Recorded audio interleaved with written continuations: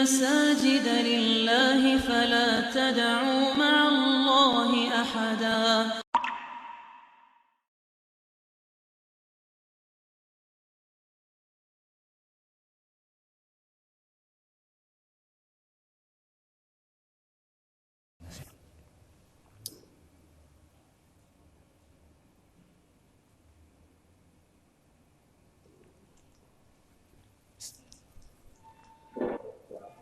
Assalamualaikum warahmatullahi wabarakatuh.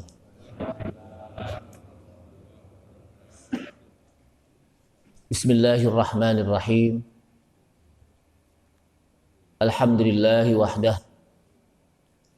Alhamdulillahi wahdah. Sadaqa wa'dah wa nasara 'abdah.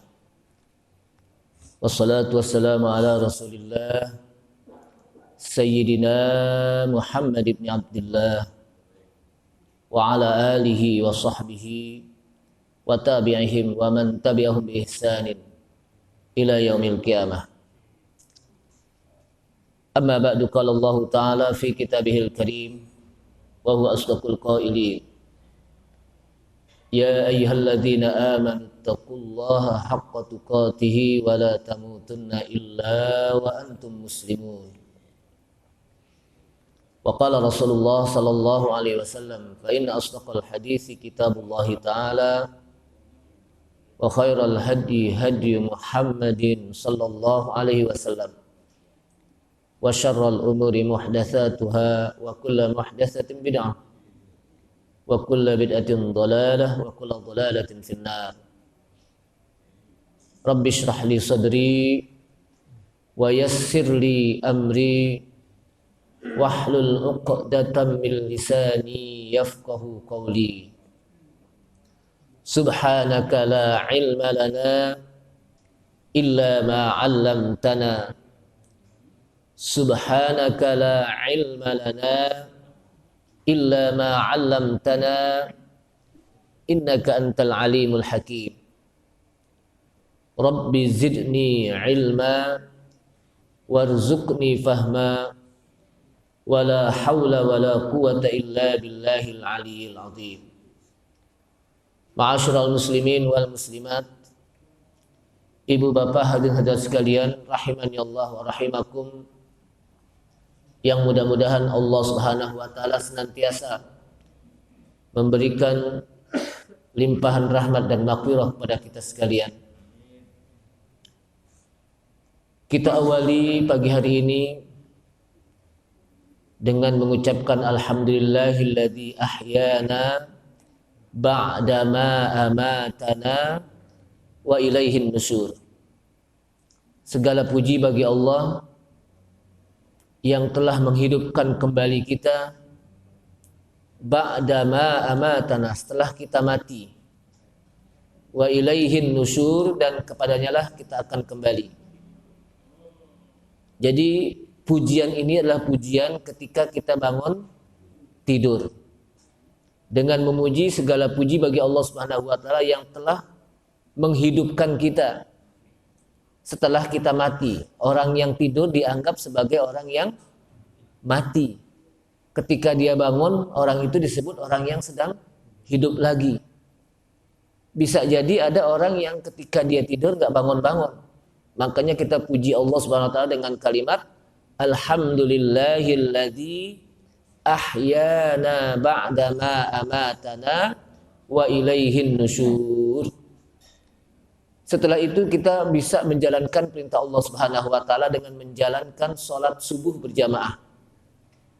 Dan salat subuh berjamaah disebutkan dalam hadis, barang siapa yang salat subuh berjamaah bersama-sama imam, bareng-bareng bersama-sama imam, maksudnya dia berjamaah dengan bersama imam, disebutkan dalam hadis seakan-akan dia melaksanakan sholat semalam suntuk. Ditambah lagi dengan kita thalabul ilmi, menuntut ilmu di masjid. Disebutkan dalam hadis majtama'a qaumun fi baitin min buyutillah yatlunal qur'ana wa yatadarasunahu illa haffathumul malaikah wa ghasyiyatuhumur rahmah wa nazalat alaihimus sakinah wa dzakarallahu man 'indah. Tidaklah satu kaum, sekelompok manusia, mereka berkumpul di satu rumah di antara rumah-rumah Allah, maksudnya di masjid.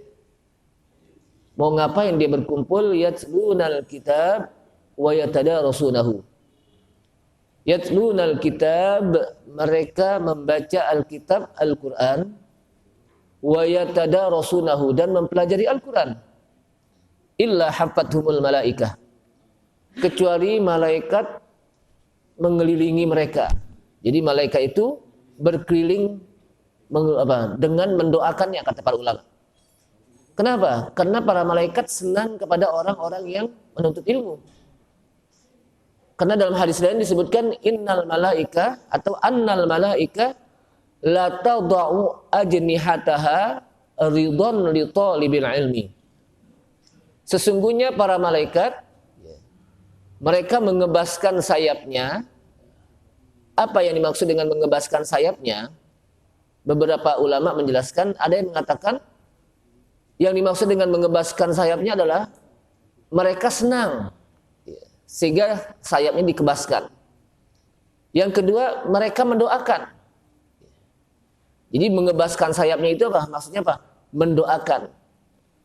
Kepada siapa? Liutalibil ilmi. Orang-orang yang menuntut ilmu. Kenapa malaikat sampai mendoakan kepada orang-orang yang menuntut ilmu? Ridon litalibil ilmi. Karena para malaikat senang terhadap orang-orang yang menuntut ilmu. Hattal hut fil bahri, sampai ikan-ikan pun yang ada di laut itu mendoakan kepada orang-orang yang menuntut ilmu. Jadi kita ini lagi didoain oleh malaikat dan juga oleh ikan-ikan yang ada di laut.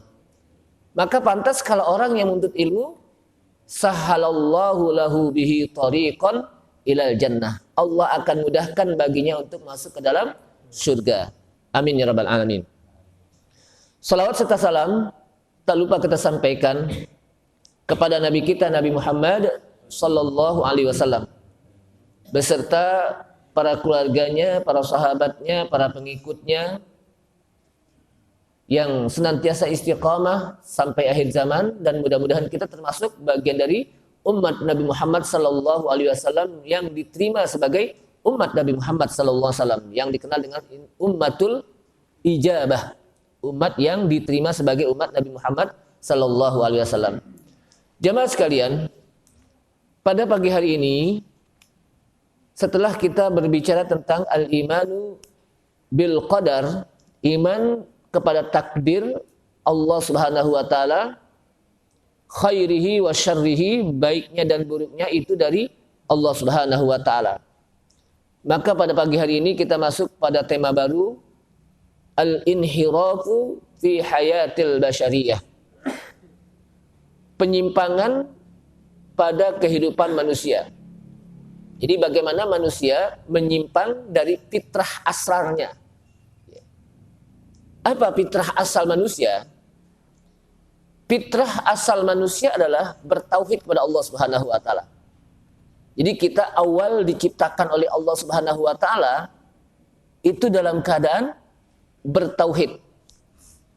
Sehingga disebutkan dalam hadis Rasulullah sallallahu alaihi wasallam yang diriwayatkan oleh Abu Hurairah radhiyallahu an, qala Rasulullah sallallahu alaihi wasallam, telah bersabda Rasulullah sallallahu alaihi wasallam, sabda Rasul, ma min mauludin illa yuladu 'alal fitrah. Hadis lain yang mengatakan kullu mauludin yuladu 'alal fitrah. Jadi redaksinya macam-macam. Ada redaksi yang kita baca di sini, ma min mauludin illa yuladu 'alal fitrati. Atau hadis lain, kullu mauludin yuladu 'alal fitrah. Fa abawahu yuhawwidanihi au yunassiranihi au yumajjisanihi. Artinya, ma min mauludin, tidaklah dari anak yang dilahirkan, atau hadis lain kullu mauludin, setiap anak yang dilahirkan, yuladu 'alal fitrah. Mereka dilahirkan dalam keadaan fitrah. Atau illa yuladu 'alal fitrah. Kecuali mereka dilahirkan dalam keadaan fitrah. Kata-kata fitrah itu artinya bertauhid. Jadi kata-kata fitrah apa? Bertauhid. Yang dimaksud kita itu kalau kita artikan ke dalam bahasa kita suci. Maksudnya apa? Bertauhid. Fa'abawahu yuhawidanihi. Maka kedua orang tuanya lah yang menyebabkan anak tersebut menjadi Yahudi. Au yunassiranihi, atau menjadi Nasrani. Au yumajjisanihi, atau menjadi Majusi. Au yang lainnya. Jadi ini contoh 3. Atau yang lain-lainnya. Bisa selain apa? Dari 3 ini. Apakah dia menjadi macam-macam lah. Artinya dalam hadis ini menjelaskan kepada kita bahwa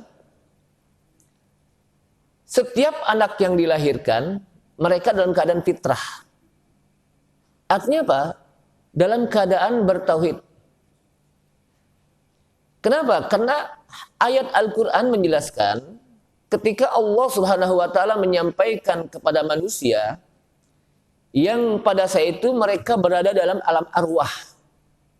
Jadi manusia itu masih dalam alam arwah, belum bentuk seperti apa sekarang ini yang kita hidup di dunia. Kemudian ayat tersebut menjelaskan wa asyhadahum ala anfusihim. Allah ingin memberikan kesaksian kepada jiwa-jiwa manusia saat itu. Dengan Allah Subhanahu wa taala bertanya, alastu bi rabbikum? Qalu bala syahidna. Allah Subhanahu wa taala bertanya kepada manusia pada saat di alam arwah, alastu bi rabbikum? Bukankah saya ini Rabb kamu, Tuhan kamu? Ini kata Allah Subhanahu wa taala kepada arwah yang saat itu masih berada dalam alam arwah. Maka manusia-manusia tersebut mengatakan, qalu bala syahidna. Betul. Kami menyaksikan bahwa Engkau ya Allah sebagai Rabb kami.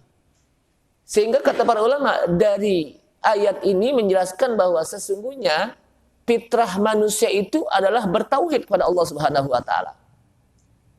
Sehingga setiap manusia lahir dalam keadaan beriman, bertauhid, muslim. Walaupun anak orang kafir, nah, disebutkan oleh para ulama apa? Disebutkan apa? Oleh Ibnu Katsir dalam kitab Tafsir Ibnu Katsir menjelaskan tentang pendapat para ulama. Walaupun anaknya orang kafir, ketika dia lahir dalam keadaan bertauhid, fitrahnya. Sehingga kata para ulama, bagaimana kalau anak orang kafir itu meninggal dunia sebelum dia dewasa? Ya. Maka kata ulama, ya masuk surga. Kenapa? Karena dia dalam apa? Dalam keadaan fitrah. Belum ngapa-ngapain dia. Namanya juga apa? Anak bayi. Sehingga apa? Ketika dia meninggal, masuk ke dalam surga. Mengambil dari hadis ini. Sebab kenapa? Fa'abawahu yuhawwidanihi au yunassiranihi au yumajjisanihi. Maka kedua orang tuanya lah yang menyebabkan dia jadi Yahudi atau Nasrani atau juga Majusi. Maka dari sinilah kita jamaah sekalian, kita bersyukur kepada Allah Subhanahu wa taala. Kita dilahirkan oleh ibu kita dalam keadaan bertauhid dan dibesarkan oleh orang tua kita masih mempertahankan ketauhidan kita kepada Allah Subhanahu wa taala. Ini harus kita syukuri. Kenapa? Karena kalau tidak, orang tua itu yang bisa menyebabkan anak itu macam-macam. Jadi anak lahir itu peranan utama adalah pengaruh lingkungan rumah tangga. Nah, hati-hati nih, pengaruh lingkungan rumah tangga. Kenapa? Karena anak yang dilihat pertama sekali itu di rumah dulu. Bagaimana orang tuanya, bagaimana lingkungannya, bagaimana bapaknya, bagaimana ibunya. Maka kata Rasulullah, fa'abawahu yuhawwidanihi au yunassiranihi au yumajjisanihi. Dalam riwayat lain ditambahkan lagi dalam hadis tersebut, fajtalat humus syayatin. Kemudian datanglah setan, kemudian setan tersebut pun menggelincirkan manusia tersebut. Maka jadilah manusia itu menyimpang dari ketauhidan kepada Allah Subhanahu wa taala. Ini. Jamaah sekalian, Allah Subhanahu wa taala menciptakan manusia untuk beribadah. Jadi kita diciptakan di dunia ini untuk beribadah kepada Allah Subhanahu wa taala. Artinya kalau manusia itu lahir ke dunia enggak beribadah, berarti dia menyimpang dari fitrah manusia. Kenapa? Fitrahnya diperintahkan untuk apa? Beribadah. Kalau dia enggak beribadah berarti apa? Dia menyimpang dari fitrahnya. Dan Allah Subhanahu wa taala di samping menciptakan manusia untuk beribadah kepada Allah Subhanahu wa taala, Allah Subhanahu wa taala juga menyediakan rezeki. Jadi ketika dia lahir ke dunia, dia beribadah kepada Allah Subhanahu wa taala, maka Allah Subhanahu wa taala menyediakan bagi manusia tersebut rezeki. Artinya kita jangan takut terhadap rezeki Allah Subhanahu wa taala. Kenapa? Karena Allah Subhanahu wa taala sudah tentukan rezeki masing-masing. Dalam hadis, dalam ayat Al-Qur'an, Allah Subhanahu wa taala mengatakan wa ma khalaqtul jinna wal insa illa liya'budun. Wa ma khalaqtul jinna, dan tidaklah aku ciptakan jin wal insa, dan manusia illa liya'budun, kecuali agar mereka mau beribadah. Wa ma khalaqtul jinna, dan tidaklah aku ciptakan jin, dengan bentuk fi'il madhi, telah ciptakan jin. Wal insa, dan manusia. Ketika manusia, kata manusia digandeng dengan jin, itu maka Allah SWT sebutkan dengan al-insu, tidak al-insanu. Tapi apa? Al-insu. Karena disebutkan dalam ayat Al-Quran dan hadis, kata-kata manusia itu dengan berbagai macam kata. Kadang-kadang al-insan. Maka ada istilah surat al-insan. Hal ata 'alal insani hinun minad dahri lam yakun syai'an mazkura. Itu surat al-insan. Kadang juga an-nas. Itu juga manusia dalam bentuk jamak. Qul a'udzu birabbin nas. Kadang juga disebut dengan bani Adam. Walaqad karramna bani Adam. Anak manusia. Anak manusia itu maksudnya apa? Anak Adam. Anak Adam itu apa? Manusia. Kadang juga disebut dengan basyarun. Itu juga manusia. Qul innama ana basyarun. Katakanlah bahwa sesungguhnya saya ini apa? Basyar, manusia. Ini ketika Allah Subhanahu wa taala menyebut kata manusia dengan berbagai macam kata mutaradifat, itu berbeda pemahamannya walaupun semuanya diartikan dengan apa? Kata manusia. Illa liya'budun. Tidaklah aku ciptakan jin dan manusia kecuali agar mereka mau beribadah. Para ulama menjelaskan apa yang dimaksud dengan liya'budun, ay liwahiduna fil ibadah. Agar mereka mau mentauhidkan Allah Subhanahu wa taala di dalam beribadah. Maksudnya apa? Agar mereka hanya beribadah kepada Allah Subhanahu wa taala. Jangan kepada yang lainnya. Jadi mentauhidkan Allah dalam beribadah maksudnya apa? Hanya beribadah kepada Allah Subhanahu wa taala, tidak kepada yang lainnya. Dia salat hanya kepada Allah Subhanahu wa taala. Dia menyembah hanya kepada Allah Subhanahu wa taala. Dia memohon hanya kepada Allah Subhanahu wa taala. Meminta hanya kepada Allah Subhanahu wa taala. Berarti orang tersebut sudah beribadah dan liya'budun, mentauhidkan Allah Subhanahu wa taala dalam beribadah. Yang kedua, ayat ini menjelaskan kalau begitu jin juga sama. Taklif. Artinya taklif apa? Beban di dalam menjalankan perintah Allah Subhanahu wa taala itu sama. Kalau manusia sholat, jin juga pakai apa? Sholat. Manusia pakai ngaji kayak kita ini, jin juga pakai ngaji, ngumpul kayak ngaji. Kalau manusia pakai sholat melaksanakan ibadah haji, umroh, jin juga sama, tempatnya sama. Cuman kita nggak ngelihat mereka. Tapi mereka jin melihat apa? Kita manusia. Jadi kata Allah SWT apa? innahum yarawnaka, sesungguhnya mereka melihat kalian. Dan kita tidak melihat apa? Jin. Kalau kita enak dong jin melihat kita. Tapi apa? Kita tidak bisa melihat apa? Jin. Pak, kalau kita ngelihat jin, ngibrit, Pak. Kata Pak Umar, jin itu bentuknya menakutkan gitu. Udah pernah ada ngelihat jin itu? Hah? Jadi orang yang ngelihat jin itu bukan punya apa? Kelebihan sebetulnya. Yang dikenal dengan indigo itu apa? Punya kelebihan. Kenapa? Karena fitrahnya nggak bisa ngelihat jin manusia itu. Tapi jin bisa ngelihat kita. Nanti di akhirat dibalik. Kita bisa melihat dia, dia tidak bisa apa? Melihat kita. Kata para ulama gitu. Nah, ini apa jin?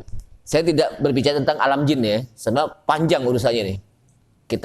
Saya hanya berbicara tentang alam manusia saja deh. Alam yang kelihatan gitu ya, yang zohir-zohir. Kemudian setelah Allah Subhanahu wa taala menjelaskan bahwa tidaklah manusia diciptakan dan jin diciptakan kecuali agar mereka mau beribadah kepada Allah Subhanahu wa taala, ma uridu minhum mir rizqin wa ma uridu ayyut'imun. Innallaha huwar razzaq dzul quwwatil matin. Jadi Allah SWT bukan hanya memerintahkan manusia untuk apa? Ibadah saja, tapi di sana juga Allah SWT akan berikan rezeki. Maka kata Allah SWT, ma uridu minhum birizkin. Saya tidak menginginkan dari mereka rezeki. Saya enggak minta rezeki kepada manusia. Wa ma uridu ayyut'imun, dan saya juga tidak minta kasih makan. Enggak minta makan sama manusia. Justru Allah Subhanahu wa taala yang memberikan rezeki. Allah Subhanahu wa taala lah yang memberikan makan kepada kita. Sehingga kalaupun manusia itu tidak mau beribadah atau tidak mau menyembah kepada Allah Subhanahu wa taala, tidak mau beribadah kepada Allah Subhanahu wa taala, maka tetap Allah Subhanahu wa taala adalah Ar-Razzaq, pemberi rezeki. Jadi tidak mengurangi rezeki Allah Subhanahu wa taala. Kenapa? Karena Allah Subhanahu wa taala adalah innallaha huwar razzaq. Sesungguhnya Allah itulah yang Ar-Razzaq, yang pemberi rezeki. Dzul quwwatil matin, yang memiliki kekuatan ya. Yang apa? Memiliki kekuatan al-matin, yang kuat, yang kokoh, yang perkasa. Nah, dari sini jamaah sekalian bahwa yang memberikan rezeki kita adalah siapa? Allah Subhanahu wa taala. Makanya kalau kita minta rezeki, mintalah hanya kepada Allah Subhanahu wa taala, kepada apa? Bukan kepada yang lainnya. Karena banyak di antara sebagian orang yang ngaku muslim, kalau udah mulai seret rezekinya, datang deh ke tempat yang disebut dukun. Sampai datang apa? Sampai di dukun, minta, kata dukun, gue tahu lo mau minta rezeki. Dagangan. Memang biasanya kalau orang datang ke dukun apa? Ya minta apa? Minta tolong. Kadang-kadang rezekinya seret, dagangannya nggak laku, kadang-kadang jabatannya apa? Diturunin. Jadi gue tahu lu kemarin punya masalah ya. Ya emang punya masalah gitu. Jadi dukun udah tahu aja gitu. Lalu apa kata dukun? Nah, minggu depan besok bawa beras 1 karung, bawa ayam 7 macam warna, bawa sayur-sayuran 1 truk. Akhirnya yang kaya siapa? Dukun. Dianya habis ludes. Jadi apa? Udah jatuh ketiban tangga. Jadi kata para ulama, orang yang berdukun kayak gini, orang yang tidak pede. Apa pede? Enggak percaya diri. Yang kedua, dia enggak percaya kepada Allah Subhanahu wa taala, bahwa Allah Subhanahu wa taala lah yang memberikan rezeki, bukan apa? Bukan dukun. Nah, dukunnya aja hidupnya apa? Biasa-biasa gitu. Masa minta rezekinya apa? Kepada apa? Dukun. Makanya apa? Orang yang berdukun itu orang yang tidak percaya kepada Allah Subhanahu wa taala dan dia tidak percaya diri. Kemudian jamaah sekalian, jiwa manusia sesungguhnya fitrah dalam keadaan bertauhid kepada Allah Subhanahu wa taala. Karena Allah Subhanahu wa taala sudah tentukan manusia agar mereka beribadah kepada Allah Subhanahu wa taala dan tidak menyekutukannya. Sehingga tauhid itu sentralnya adalah fitrah manusia. Jadi dengan sebab manusia itu fitrahnya bertauhid, sesungguhnya ketika dia lahir, dia apa? Bertauhid. Ya. Kenapa? Karena memang diciptakan dalam apa? Keadaan bertauhid. Maka Allah SWT mengatakan fa'akim wajhaka lid-dini hanifan fitratallahi allati fataran nasa 'alaiha la tabdila li khalqillah. Fa'akim wajhak, hadapkanlah mukamu lid-dini hanifa, kepada din yang hanif. Apa yang dimaksud dengan din yang hanif? Din yang hanif itu adalah din yang hak, yang benar, yang tidak sesat. Makanya Nabi Ibrahim dikenal dengan hanifan muslima, din yang benar, yang lurus. Hanif itu apa? Lurus. Yang hanya beribadah kepada Allah Subhanahu wa taala. Tidak ke kanan, tidak ke kiri. Dia lurus. Maksudnya apa? Yang hanya beribadah kepada Allah Subhanahu wa taala, tidak kepada yang lain-lainnya. Ini hanif, ya.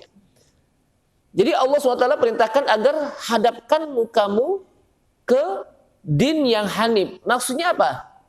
Dalam meminta, beribadah, berdoa, minta hanya kepada Allah Subhanahu wa taala. Berdasarkan Islam yang sebagai dinul hanif.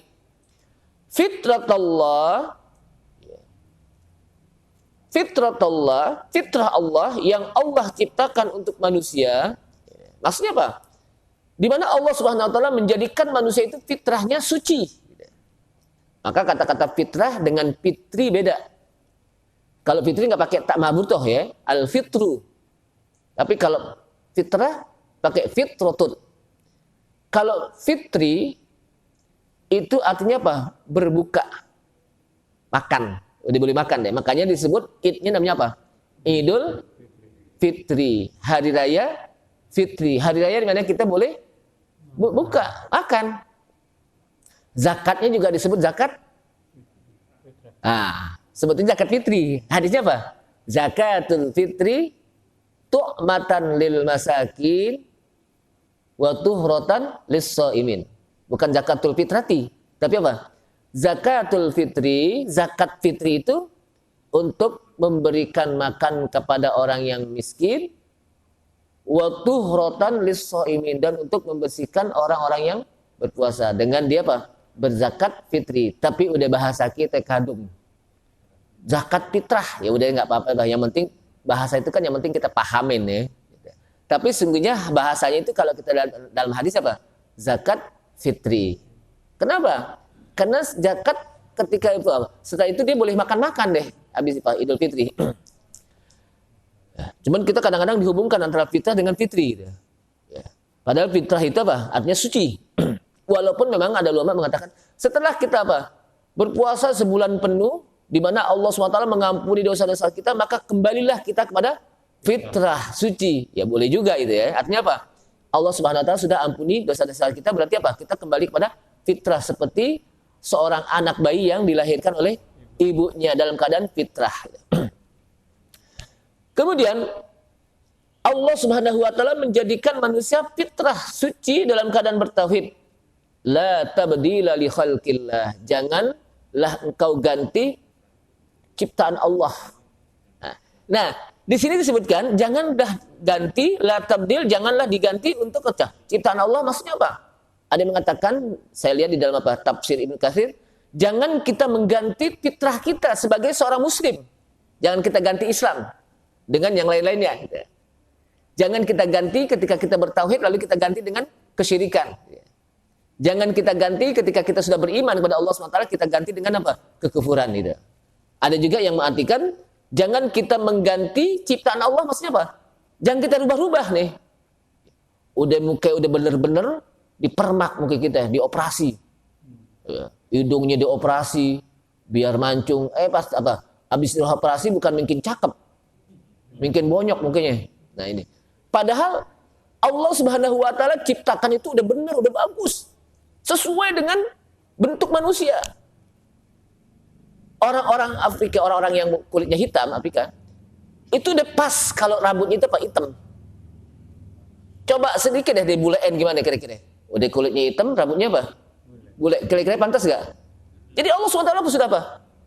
Ciptakan seperti itu gitu. Ini kan kadang-kadang udah apa? Nggak puas. Gitu. Jadi muka udah bener-bener dipermak. Dia apa? Dioperasi apa? Plastik. Biar mukanya apa? Cakep. Gitu. Hidungnya biar apa? Mancung. Ya. Bahkan kadang-kadang pita suaranya dioperasi. Pita suara pakai dioperasi, Pak. Biar suaranya agak lembut-lembut dikit. Gitu. Ini kan sekarang ini apa? Macam-macam. Kulit yang tadinya hitam bisa apa? Diputihin. Gitu. Tapi sayangnya nggak boleh kena matahari. Jadi ada bantangannya gitu. Nah ini apa? Udah bener-bener ciptaan Allah dia apa? Digantikan. Maka di sana akan ada sanksi dari Allah Subhanahu Wa Taala. Jadi kita nggak boleh la tabdila li khalqillah. Termasuk juga menciptakan apa? Mengganti kelamin. Nah, Allah SWT sudah mengatakan la tabdila li khalqillah, jangan ganti ciptaan Allah, jangan ganti ciptaan yang tadinya laki diganti kelamin jadi apa? Perempuan. Udah nggak karu-karuan lah udah. Kenapa? Udah tahu laki diganti perempuan. Akhirnya gayanya macam-macam gitu. Suaranya juga apa? Macam-macam gitu. Perempuan tapi kasar gitu. Kenapa? Ya perempuan jadian soalnya. Tahu perempuan jadian, Pak? Dioperasi soalnya. Nah, disinilah jamaah sekalian, kita tidak dibolehkan untuk la tabdila li khalqillah. Jadi ada dua penafsiran di sini. Yang saya lihat di dalam apa? Tafsir Katsir. Yang pertama, jangan kita ganti fitrah kita sebagai manusia yang bertauhid, kita ganti dari Islam dari Islam ke kufuran. Dari iman ke kufur kita ganti, nggak boleh. Kemudian jangan kita ganti ciptaan Allah, ya apa? Bentuk kita sebagai manusia jangan kita ganti. Nah, jadi sesuai dengan apa? Fitrahnya, penciptaannya. Jamaah sekalian, lalu kita masuk kepada fal aslu min fi bani Adam at-tauhid. Jadi di sini dalam kitab ini disebutkan dasar pada manusia penciptanya adalah dalam keadaan bertauhid. Dalam keadaan dinul Islam. Dalam keadaan apa? Dinul Islam. Dari sejak Nabi Adam alaihissalam sampai terus kepada zuriyahnya sampai hari kiamat, keturunannya itu apa? Bertauhid sebenarnya. Enggak ada menyimpang. Yang menyebabkan dia menyimpang itu lingkungan. Pertama, rumah tangga, fa abawahu yuhawidanihi au yunassiranihi au yumajjisanihi. Yang kedua, lingkungan masyarakat bisa jadi yang mempengaruhi dirinya. Lingkungan pendidikan bisa juga. Maka kita nggak boleh sembarangan untuk menyerahkan anak-anak kita apa? Dalam ke lembaga pendidikan. Kita lihat dulu.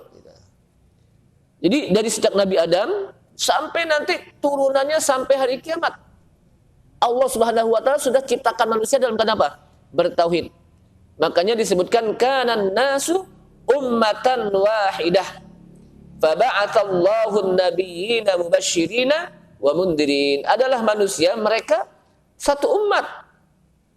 Nah, jadi disebutkan manusia itu semuanya ummatan wahidah. Kalau manusia itu kan semua. Semuanya satu umat. Maksudnya apa? Satu golongan bertauhid. Itu maksudnya. Satu umat itu. Maka disebut nas. Manusia itu apa? Semuanya.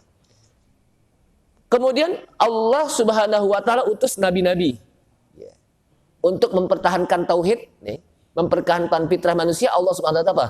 Utus nabi. Untuk menyampaikan apa? Mubasysyirin wa mundirin. Untuk menyampaikan kabar gembira dan mengancam.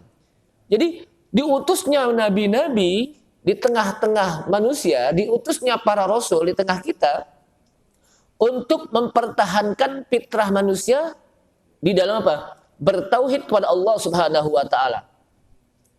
Maka kalau kita lihat awwalu ma hadatsa syirku, yang pertama sekali terjadi kesyirikan dan penyimpangan di dalam akidah, di dalam apa? Fitrah manusia adalah pada saat di mana kaum Nabi Nuh.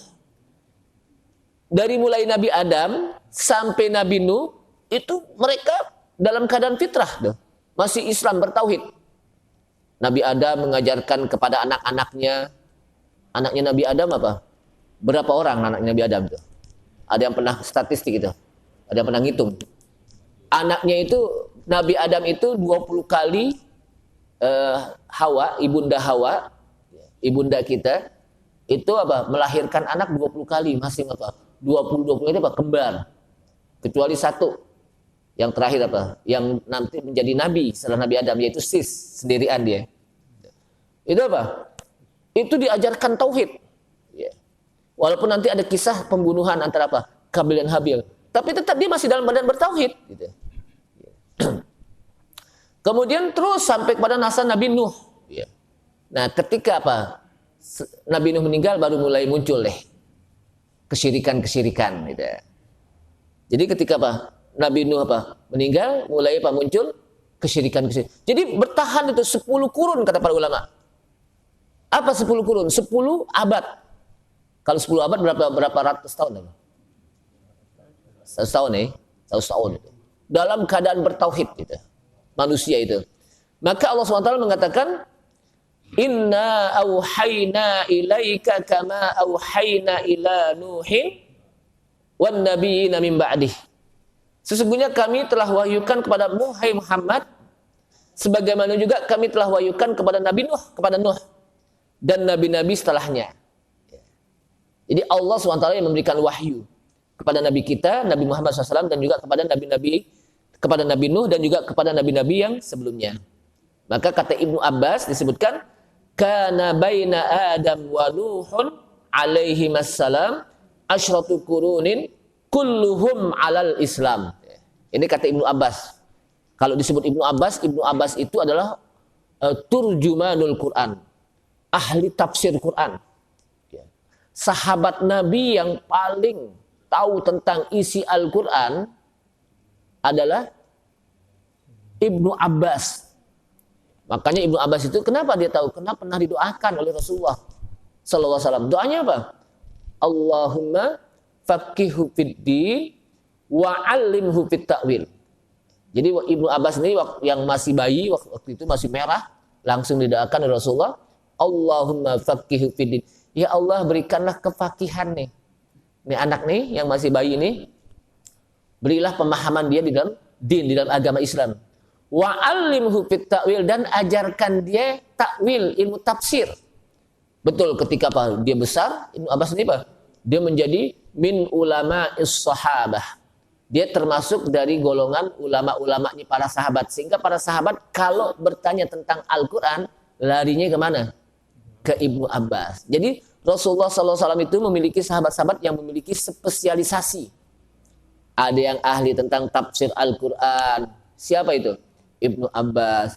Ada yang tentang hadis Abu Hurairah. Gitu.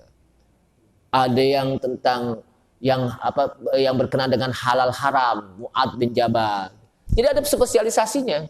Ada yang spesialisasi tentang perang, jihad. Ada Khalid bin Walid, macam-macam. Jadi punya spesialisasi. Maka kita juga di antara umat Islam itu harus ada yang punya spesialisasi. Sehingga kalau para sahabat itu kalau coba tanya tentang hadis, wah ditanya deh Abu Hurairah, ditanya siapa? Aisyah radhiyallahu anha. Karena juga termasuk apa? Hadis juga banyak yang diriwayatkan. Kalau kita kan semuanya kita jawab ya. Ustaz itu kalau ada ustaz apa yang dijawab ya? Tentang hadis, tentang Quran, tentang masalah politik juga dijawab juga itu. Pokoknya diborong semuanya itu. Padahal di zaman Rasulullah apa? Ada spesialisasinya itu. Dan biasa kalau ulama itu kalau dia nggak tahu, wallahu a'lam bishawab. Jadi jangan dipaksakan untuk tahu. Sehingga sebagian ulama mengatakan, ketika kita mengatakan wallahu a'lam bishawab, kita nggak tahu, itu kita sudah masuk kepada separuh ilmu. Karena yang hanya mengetahui apa? Allah Subhanahu wa ta'ala. Jadi kita sudah masuk pada separuh ilmu. Jemaah sekalian, dari mulai Nabi Adam sampai Nuh itu 10 abad ya. Nabi Nuh alaihi wassalam itu 10 abad. Semuanya alal Islam. Kita tahu Nabi Adam itu umurnya panjang. Nabi Nuh juga umurnya panjang. Ya. Alfan illa sab'ina apa? Illa khamsina alfan. Jadi Nabi Nuh itu umurnya ada yang mengatakan 950. Jadi ada yang mengatakan lagi apa? 1000. Bayangkan kalau kita umur 1000 itu gimana bayangin itu? Jangan kita bayangkan. Nabi Adam juga begitu. Bahkan Nabi Adam itu Allah SWT ciptakan pertama sekali turun ke bumi ini tingginya itu 60 hasta. 60 hasta itu apa? 60 hasta itu 30 meter. Satu hasta apa? Setengah meter. Berarti apa? 30 meter tingginya, bayangkan. Jadi kalau kita ngomong sama bapak kita Nabi Adam nih, kita nongak gitu Pak. Kalau kita ngomong, tahu nongak gak? Begini, saking tingginya. Makanya pantas kalau Nabi Adam diturunkan, ada yang mengatakan di Jeddah, ada yang mengatakan di macam apa. Nanti bertemunya di apa? Jabal Rahmah ya. Nah itu. Dengan apa ibunda kita Aisyah, ibunda kita apa namanya Hawa. Itu dari satu tempat ke tempat kan kena langkahnya panjang kan gitu. Jadi apa? Cepat. Kalau begitu pohonannya juga tinggi-tinggi. Iya, pohonannya tinggi-tinggi. Nanya apa? Manusianya tinggi apa? Pohonannya apa? Tinggi. Binatangnya juga apa? Gede-gede. Gede-gede. Masa manusianya tinggi, binatangnya kecil-kecil gitu kan. Bangsa kayak gajah ya. Gajahnya gede juga, lebih gede dari apa? Gajah dulu sama apa sekarang. Tapi pada akhirnya maka manusia apa? Allah kecilkan terus sampai sekarang. Makanya umat Nabi Muhammad itu apa? Enggak tinggi-tinggi, kecil. Iya. Nah, umat Bani Israel tinggi. Ada umat-umat apa? Yang gede-gede gitu. Ini apa? Allah ciptakan. Jadi Allah ciptakan Nabi Adam itu tinggi. Dan Allah ciptakan Nabi Adam itu sebetulnya cakep. Kenapa? Karena Allah SWT langsung ciptakan Nabi Adam. Sehingga kata para ulama disebutkan juga dalam tafsir, Nabi Yusuf itu kegantengannya itu separuh dari Nabi Adam. Karena Nabi Adam pernah menjadi penduduk apa? Surga. Berarti kan apa? Penduduk surga kan cakep-cakep gitu. Cuman karena waktu itu belum ada wanita kecuali ibunda Hawa, jadi nggak ada saingannya dia. Biasa aja kan, nggak ada apa. Laki juga cuma dia juga, cuma Nabi Adam juga gitu ya. Kalau di zaman Nabi Yusuf kan banyak laki-laki kan. Jadi ada apa? Ada perbandingannya gitu ya. Ada perbandingan dan juga apa? Ada banyak wanita aja. Nah, jemaah sekalian, qala Ibnu Qayyim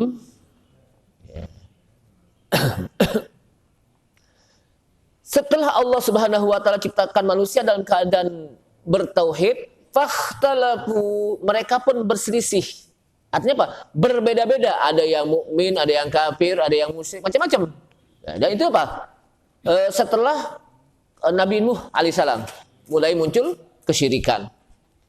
Faba'atsallahu nabiyyin. Kemudian Allah Subhanahu wa taala utus nabi-nabi. Nah, Allah Subhanahu wa taala utus nabi-nabi inilah untuk mempertahankan ketauhidan kepada Allah Subhanahu wa taala agar manusia kembali kepada fitrahnya. Coba kalau tidak diutus di tengah-tengah kita nabi dan rasul, kita nggak ada yang ngasih tahu, kita nggak ada yang ingetin. Gitu. Maka dengan turunnya para nabi dan rasul, kita diingatkan bahwa kita kembalilah kepada fitrah, yaitu kembali bertauhid kepada Allah Subhanahu wa taala dan beribadah hanya kepada Allah Subhanahu wa taala. Ini saja, mudah-mudahan bermanfaat karena udah diingatkan dengan suara suruk ya, suara waktu suruk. Mudah-mudahan apa yang saya sampaikan bermanfaat. Paling tidak kita bisa mempertahankan fitrah kita sebagai seorang manusia bahwa kita itu bertauhid. Kita pertahankan tauhid kita pada Allah SWT, iman kita pada Allah SWT, dan pada akhir hayat kita mudah-mudahan kita masih dalam keadaan bertauhid, dan inilah yang akan bisa memasukkan kita ke dalam surga Allah Subhanahu wa taala. Silakan.